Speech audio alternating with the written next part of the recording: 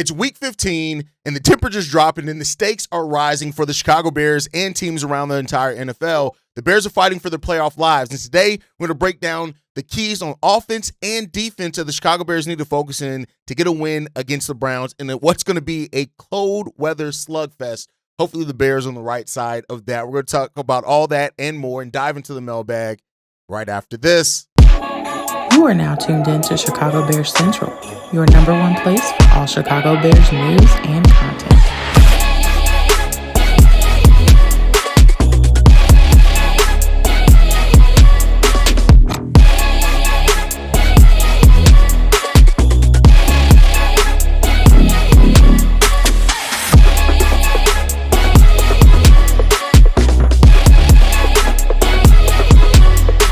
What's going on, Bears fans? Welcome to another episode of Chicago Bears Central, your number one spot for everything Chicago Bears related. I'm the host there, Haize, but more importantly, you guys can follow the channel at Chi Bears Central on every social media platform we happen to be on. With that said, let's go ahead and get into this content for today, y'all. And I want to talk about this, man. We're going to do 3 keys for the offense, 3 keys for the defense, all on today's episode. And so I want to jump right into that. Let's talk about the offense first, right? What does the offense need to do against the Cleveland Browns on Sunday to secure a victory? The first thing is start faster. We have to get out to a fast start. You do not want to, again, if you can avoid it, right? Some of it is unavoidable, but you do not want to get into a situation where you're in a matchup with the Cleveland Browns and it's coming down to a last-second fourth quarter drive again, right? Caleb Williams, Ben Johnson, everybody has talked about it, is that getting off to a fast start is going to be better for the Chicago Bears. We started off pretty strong. I mean, we finished pretty strong in the way that we played in the second half. We know that last couple of drives didn't go the Chicago Bears' way, but the Bears have to establish their dominance early. They have to establish their groove and the rotations very early into this one, and they have to figure out how to not just follow the script early on, right, but to actually put themselves in a position to take control over that game early by getting some early scores for the Chicago Bears. If they can do that in this game against the Cleveland Browns, they're definitely going to have a chance to win this game. But one of the most important matchups to get that done as well is Ozzie Trapillo and Myles Garrett. That matchup is going to be so important for how the Bears catch their rhythm early on in this game, right?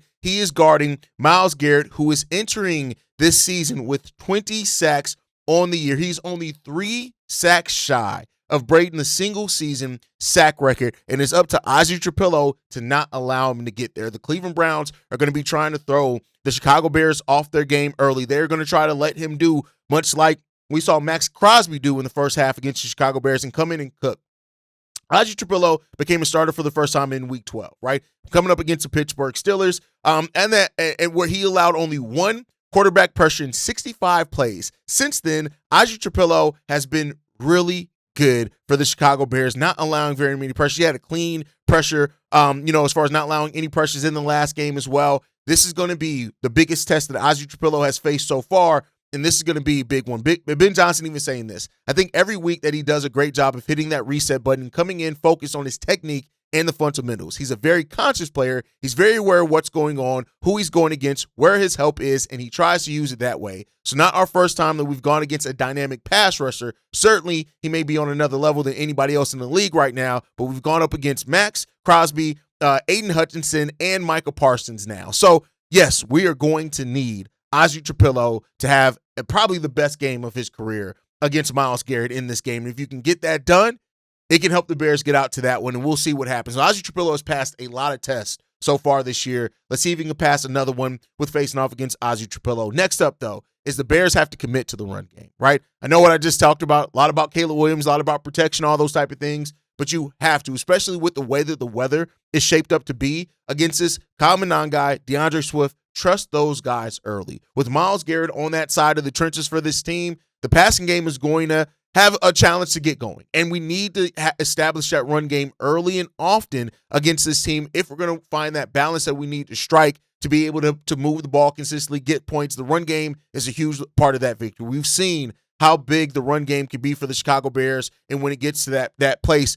And like I said, with everything going on in the Bears, the weather conditions, the slow start to the offense at times, these are all things that the Bears have to overcome, and the run game helps with that absolutely. And then lastly, another key, Caleb Williams needs to be on point. Like, I'm not expecting Caleb Williams to come out a 70% completion percentage in the type of weather that we're going to play. But limit the turnovers. Like, we know that Caleb doesn't throw a lot of interceptions, but definitely limit the interceptions. Get better chemistry going with your wideouts. We'll see if Rome Odunze ends up playing, but find that balance. If your run game sets you up, it's up to the passing game to find enough and to be enough to keep the defense honest. And that's really what, and I don't want to simplify it or make it seem like the offense doesn't have a huge role in this. They do, but you have to do that. And I'll say this is one of those games where I do expect that Ben Johnson to maximize on the opportunities for the offense, that he is going to use some of his trick plays. We're going to see some of the trick plays for it. And, sometimes it felt like, the trick plays haven't always been at the appropriate times. I think that was more earlier on in the season. But when Ben Johnson calls trick plays, it seems like it's a purpose. And that is going to be something for this offense as well to do. They're going to have to pull off some gotchas. They're going to have to figure out creative ways to scheme and get open and keep Myles Garrett from getting pressure on this team. And so because of that, not only are trick plays fun, not only is that, but the Bears have found a way, and Ben Johnson has found a way to not make it gimmicky, but actually use it to take advantage of whatever the defense is or is not giving you. And that has to be a huge part of what the Bears do today for sure. Find the right opportunities to run it in for sure, but once you find those right opportunities to do that in, use it, double down on it, and find those wrinkles. And that's really keys for the Bears in this. I think, of course, little things, get your tight ends involved. I think both Colston Loveland, Luther Burden, I've talked about those guys. We've seen them rise up lately in their production. We need to see them have a number of touches as well. So, we'll see what happens with that one. Those are the keys to the offense. Let's flip it and look at the defense, right? I think that the defense, maybe it's too simple, and you guys know I was a running back when I played football, but I am a defensive guy, right? If I were to coach a team, I'd want to focus on coaching the defense. And what the Bears have to do against the Browns this week is make the Browns work for every single yard. The Cleveland Browns are only averaging 172 yards passing a game. The run game is only averaging 95 yards on the ground a game, right? They are 30th in total yards per game as well in the entire NFL. That's near the bottom of the NFL. This is a team that doesn't get a lot of yards. But on top of that, you have to make them work for every single yard that they have, period, point blank. You have to make them feel it. You have to make them realize that they're going to have to work just for the bare minimum. And so because of that, also get them off the field on third down situations and scenarios. That is a huge key to this game against the Browns. They have to work. You have to make this Browns team work for everything that they got. These are both two cold weather teams, right? So the cold weather isn't necessarily an advantage for the Chicago Bears now. It's a little bit different in Soldier Field. We already know what it does coming off Lake Michigan. We all know about that, right? But the Bears have to make them work. And I think that the defense has enough to get that done. I'm not going to come in here and say, let's get 15 sacks or anything like that. But we have to make them work for every single yard. We know that the Bears defense has had that bend but don't break mentality. We've gotten stops when we needed to the most. This Browns team, you need to make them work for every bit of it. And so with them not averaging a lot of yards, that's where the Bears can really make their money on the defensive side of the ball. Secondly, get to the fucking quarterback, right? The Bears have allowed 35 sacks on the season. They're tied for 22nd on the season. And while the Bears pass rush isn't the best in the NFL, we all know that, right? But for this Browns team, this is an opportunity for Javon, Big Dex, right? Like all these guys to come in here, Grady Jarrett, Andrew Billings, right? All these guys, Dominique Robinson, they have to make their presence felt, and they have to come in here and make them work, right? Noah Sewell, I'm looking at you as well. Like, we need these guys to work.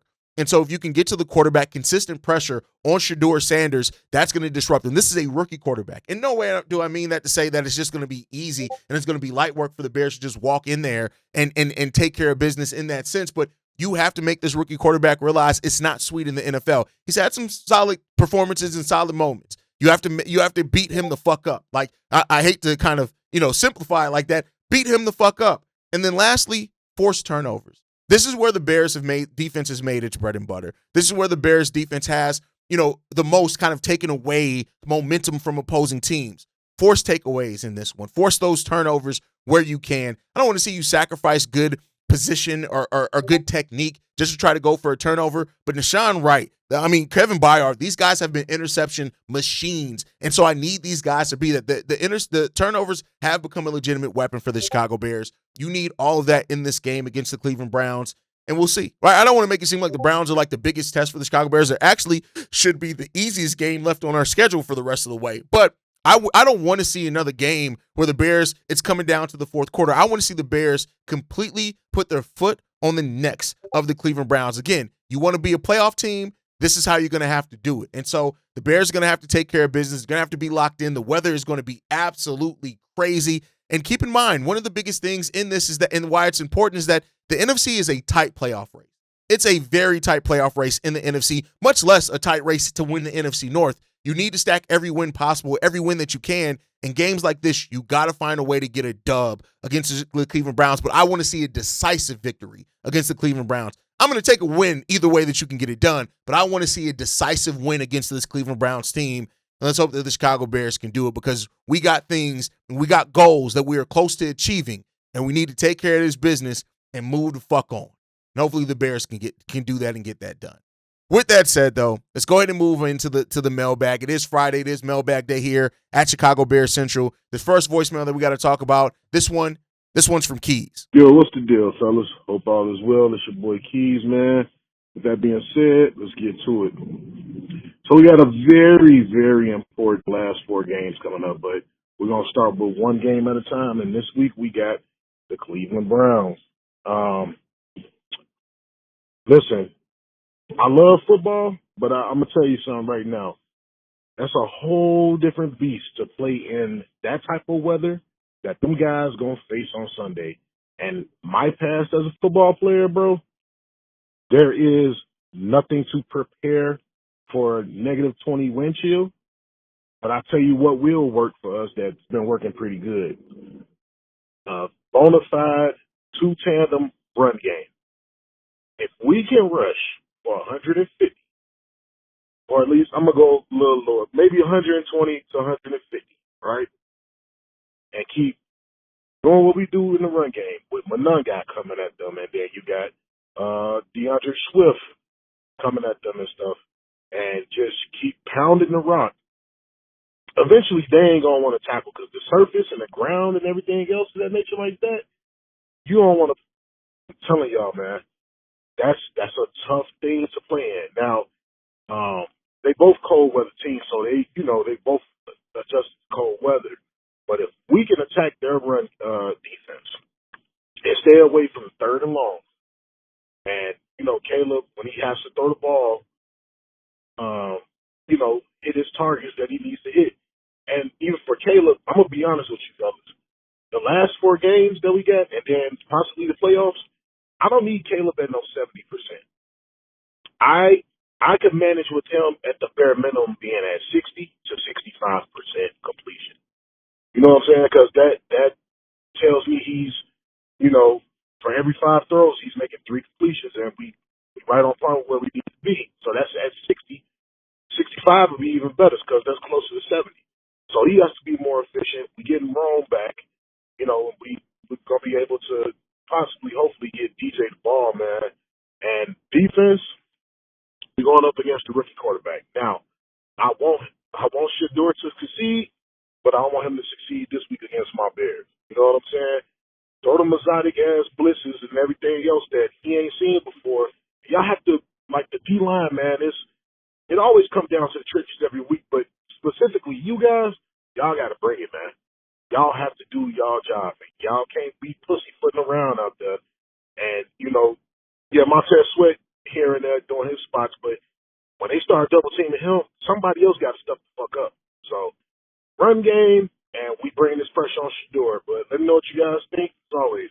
Caleb and the Bears just need to move the ball and find ways to win. I don't want to simplify what you said. All your points are great, topical. I love how you're detailed in that. But I think for me, it just comes into this one. It doesn't have to be pretty. It doesn't have to be beautiful. It doesn't have to be perfect. But come out here and get the victory. We don't have time to play anymore. We're trying to get to the postseason. We don't got time to sit on our hands. The Bears need to come out in this one. Caleb needs to perform. The receivers need to perform. The run game needs to perform. The Bears defense needs to do its thing and assert itself and show that it's not going to be easy to get touchdowns against them. We need to do all of that in this game against the Cleveland Browns. So we'll see, right? This close to the playoffs, it's just about finding ways to win by any means necessary. That's what it comes down. Any means necessary. Get the dub. handle that business, and then we got a rematch against the Green Bay Packers. But let's not look too far ahead to that. Let's take care of this business first this week against the Cleveland Browns, and then we can start worrying about those other things. But great points. As always, Keys. You know I love you, brother. All right, let's get into this next one, man. This one's from Ant. Yo, what up, fellas? Ant's Army vet. Calling in about Kyler Gordon issue. Anybody who's talking about he's injury prone and like all these other things, he's not available. Like, y'all, tell me you ain't a Bears fan without telling me you ain't a Bears fan. Because he's been available. Like Jaquan Brisker, injury prone. He's concussion prone. It's a whole different problem. But me personally, I've dealt with a groin injury. That's not cool, like, at all. It took me damn near a year to get over my whole groin injury. So if they shut him down, good for him. It's just going to let him, you know what I'm saying, rest up and get better. I would prefer them not to put him on IR, just not, you know what I'm saying, let him play for the next 4 weeks, because if he can get it to where he's healed up enough to at least play in one of the playoff games, I mean, you know, I'd rather have him out there than not, but at the same time, I don't want to risk him having a further injury. Cause like I said, that is a no-joke injury, man. I've been there, done that, don't want to go back. So, Kyler Gordon, man, hey, big ups and prayers to you, man. So hopefully you can get back and become that dominant player you've been for a while. Second thing I want to talk about is Caleb Williams' accuracy issues. Like, his percentage is down because he hasn't been as accurate as he needs to be. But then you also got to combine the drops. It's a combination of two, because we went through, a 2 or 3 game period where nobody can actually hang on to the ball. So, I mean, it's a combination of both. But I think if you look at Caleb Williams, he gets way too excited on the easy plays, the easy throws, the same amount of excitement he has on those miraculous throws. Like, his arm talent, like you said, Haize, is ridiculous. Like, his arm talent is phenomenal. Like, I haven't seen this much arm talent in a while. Like, even Patrick Mahomes' arm talent is good, but not like Caleb Williams. But if you look at Caleb Williams on those easy throws, he's as excited as he is on the off script on those miraculous throws. Like, his feet work don't get set on the easy throws because his footwork is not set on those extra throws, those like I said, those off script throws that he be doing. If you look at him, if he's settled, once he gets in the 2-minute mode and his heart rate comes down or whatever he say, or when he become Iceman, his feet get settled, his lead foot and back foot and arm and eyes, they're all in the same, they're all together. And that's where those good throws come from. He needs to get back to that. This is why I always say I'm glad that fans don't make decisions. And I don't mean that to knock anything, right? But I mean that to be real. Fans will have you move off of a player every 3 years, and it'll set the team back. And I know that it's rooted in really wanting the best for the team. I understand that. I know it's rooted usually in good intention, unless you're ECH Bears fan. It's usually rooted in good intentions. But I think this is the first year of Kyler Gordon's career that he's missed over 3 games. And so I'm not too worried about it. Like, it is what it is. Like you said, it's not concussion history or anything like that. It's a soft tissue injury. And those do take a little while to heal, but in no way should the Bears just move on. Kyler Gordon is one of the best at his job. You don't move off of that for 1 season of missing double-digit games. You just don't do that, right? Now, as far as Caleb, he does have to tighten up.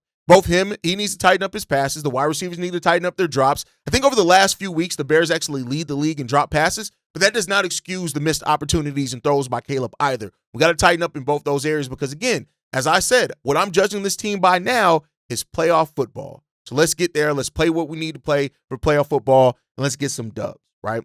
All right, let's move into this next one, man. This one is from Coach Ricks.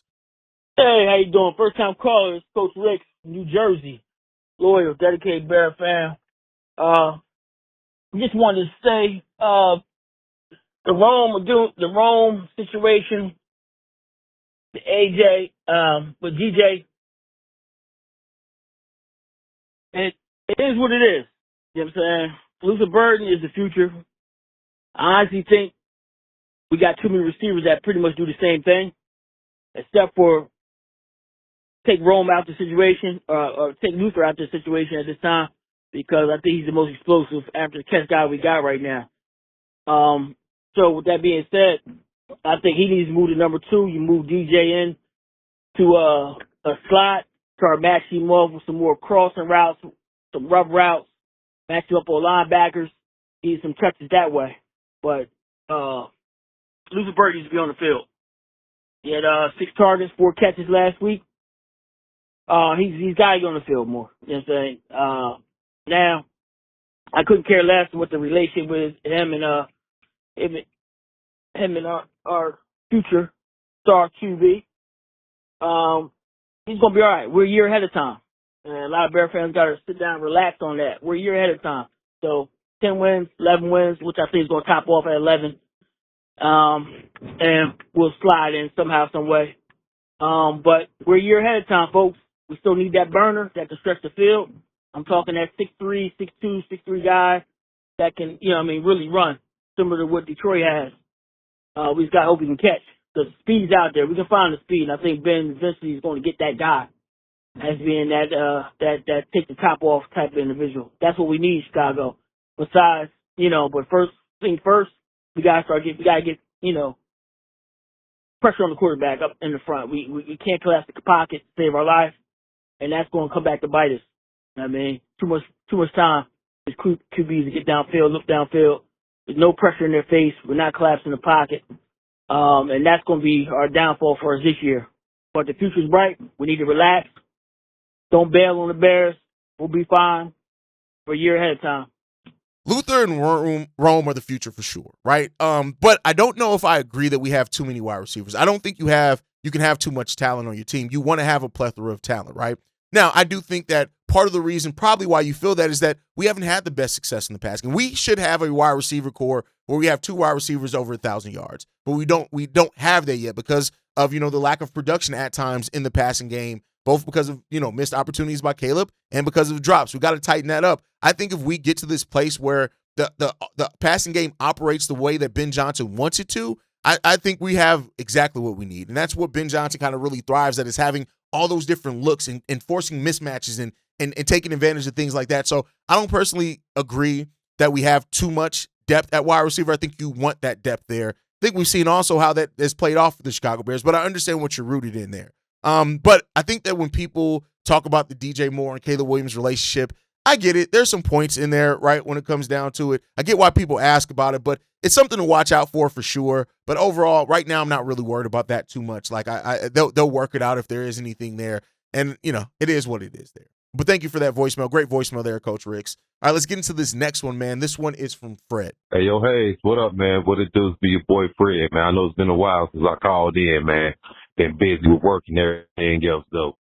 But, man, seeing them when they played the Packers, man, I thought the Bears would have showed a little more, toughness. I mean, they showed some toughness, but I thought they would have went on here and pulled the win off, man.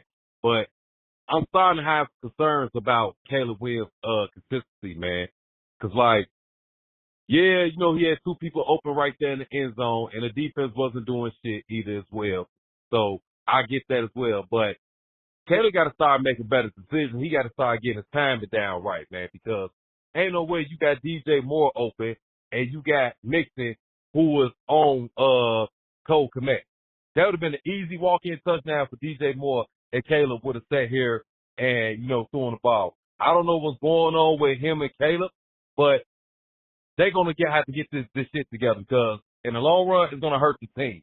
You know what I'm saying? So they could have won that game, but I also seen that our running game was wearing down Green Bay defense. We've seen a tired Michael Parsons, which he's not good against the run, like I kept telling people. And Green Bay was scared. I seen how scared they was. They seen that the Bears is not the same old sorry Bears no more. The Bears had them boys scared though.